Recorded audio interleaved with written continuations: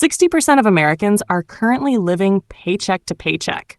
Not 60% of low-income Americans. Not 60% of people who never went to college or never got a good job. 60% of Americans across all income levels, including people earning six figures, report that their monthly expenses consume all or nearly all of their monthly income, leaving them one unexpected bill away from financial crisis. This number has been stubbornly persistent for years. It does not improve meaningfully during periods of economic growth. It did not disappear when wages rose.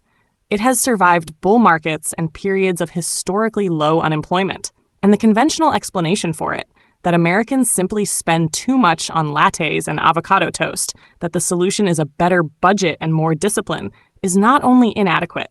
It is actively harmful because it misidentifies the problem and points people towards solutions that address symptoms, while the underlying causes continue operating undisturbed. Today, we are going to talk about the real reasons Americans cannot stop living paycheck to paycheck. Not the comfortable reasons. Not the reasons that put the responsibility entirely on individual behavior. The structural reasons, the psychological reasons, the economic reasons, and the policy reasons that combine to make financial precarity the default condition of American life for the majority of working people, and what that means for anyone trying to build financial security in that environment.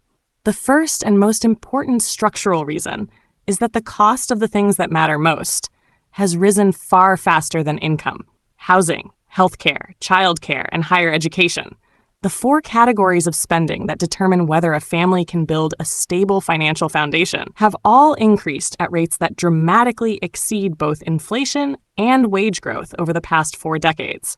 The median home price in the United States has increased by approximately 120% since 2000 after adjusting for inflation. Healthcare costs have risen by approximately 60% above general inflation since 2000. Childcare now costs more than college tuition in most states. The cost of a 4-year college degree has increased by more than 180% above inflation since 1980.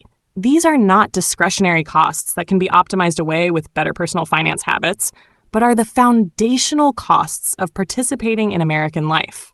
Having somewhere to live, keeping your family healthy, raising children, and accessing the education that the economy requires for economic participation. Meanwhile, median household income, adjusted for inflation, has grown by approximately 10 to 15% over the same 40-year period. The math is straightforward and brutal.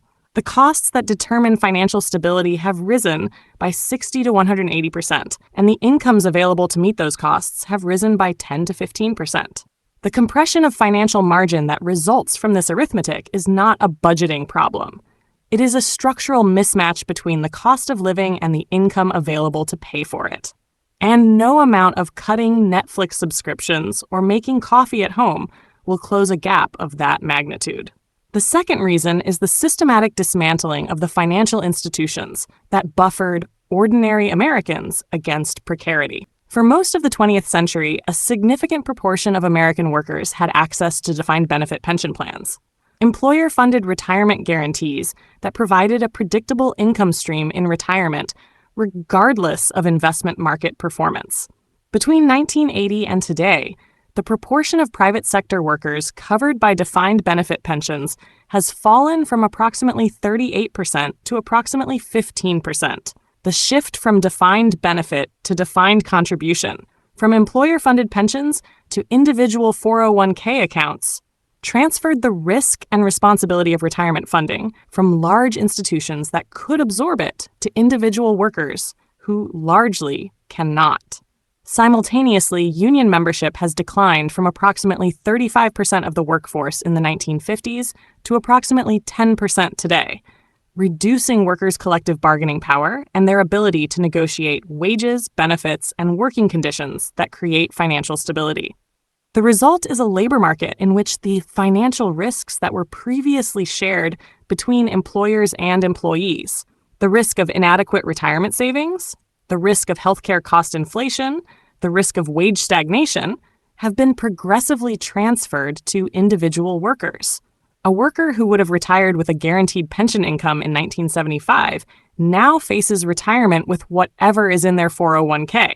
which depends on their ability to make consistent contributions at adequate levels, their investment choices, their tolerance for market volatility, and their luck about when market crashes occur relative to their retirement date. This is not a system designed to produce financial security for most people. It is a system designed to maximize corporate flexibility at the cost of individual financial stability. The third reason is the specific and underappreciated role of psychological architecture in financial behavior. Human beings did not evolve in an environment of financial markets, credit cards, or deliberate engineering of spending behavior by some of the most sophisticated organizations in human history.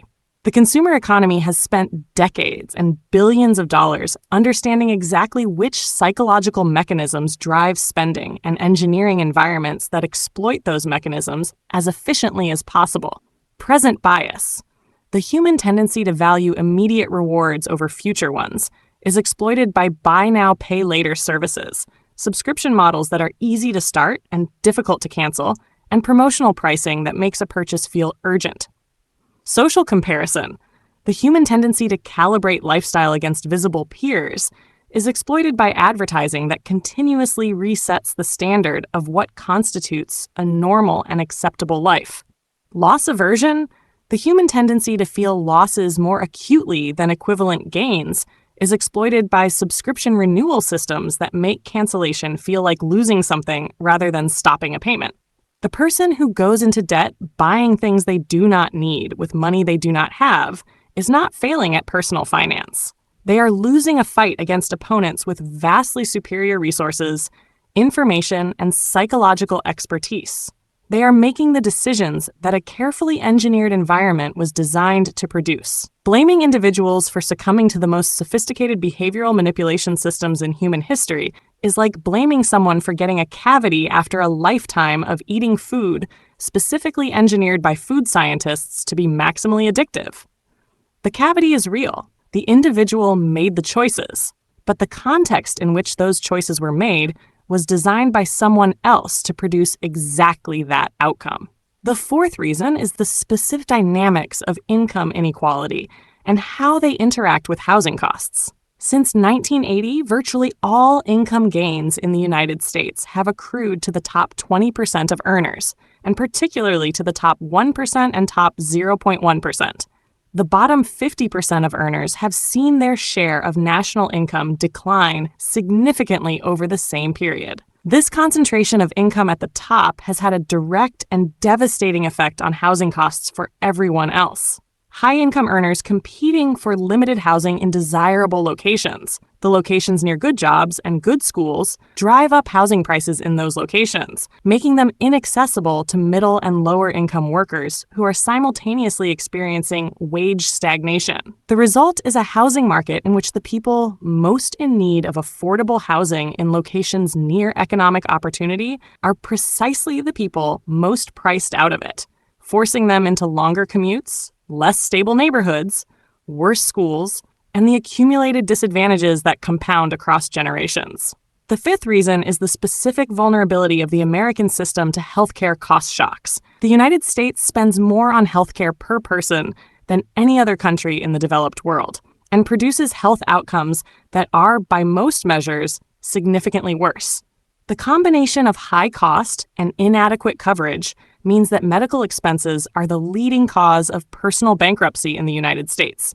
Approximately 100 million Americans carry medical debt. A family that is managing its budget responsibly, paying bills on time, saving a modest emergency fund, making retirement contributions, can be financially devastated by a single major medical event in a way that is essentially impossible in most other developed countries. The financial precarity created by healthcare costs is not a product of poor individual decision-making. It is a product of a healthcare system that transfers extraordinary financial risk onto individuals while providing significantly less coverage and worse outcomes than the systems of countries that spend far less. The sixth reason is what economists call the financialization of everyday life, the progressive embedding of financial products and financial risk into every aspect of ordinary American existence. Renting an apartment requires a credit score. Getting a job can require a credit check. Car insurance premiums are partly determined by credit history in most states. A damaged credit score from a medical bill, from a period of unemployment, from a divorce, creates a cascade of downstream financial costs that make it harder and more expensive to do everything from renting a home to getting to work. The financial system is not neutral infrastructure that ordinary people navigate freely.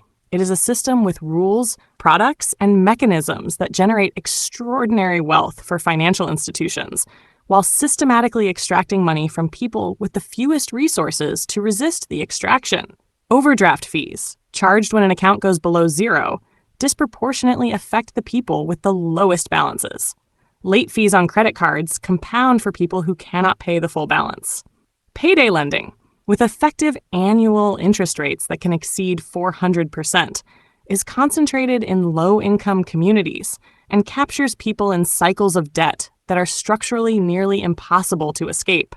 These are not accidents of the financial system. They are features of it.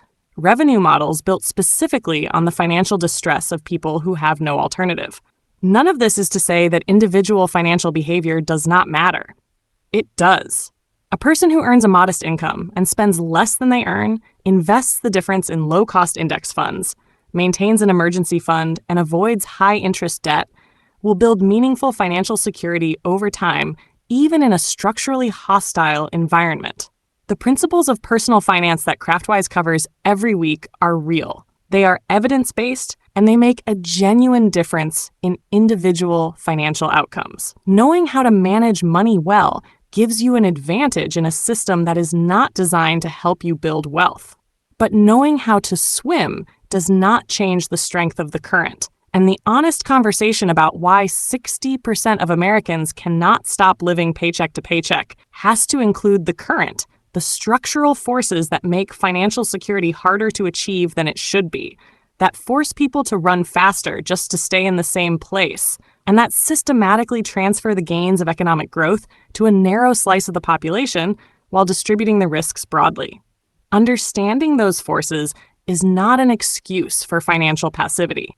It is the foundation of genuine financial literacy, the kind that includes not just how to budget and invest, but why the system is structured the way it is, who benefits from that structure, and what it actually takes to build financial security within it. The 60% figure is not a measure of individual financial irresponsibility. It is a measure of structural conditions that most of the individuals living within them did not create, cannot individually change, and are frequently misled about by a discourse that treats the consequences of structural forces as though they were purely personal failures. The person living paycheck to paycheck in a healthcare crisis after a job loss in an expensive city is not failing. They are experiencing the predictable outcome of a system whose incentives were never aligned with their financial well-being in the first place. Understanding that is not despair. It is clarity. And clarity about the real shape of the problem is the only honest starting point for doing something about it, both at the personal level, through the financial decisions that are genuinely within your control, and at the collective level, through the political and policy conversations that shape the structural conditions that determine how much your individual decisions can actually move the needle. Click here to watch why renting is actually smarter than buying a home right now. Because the housing cost crisis is one of the most important structural forces driving financial precarity.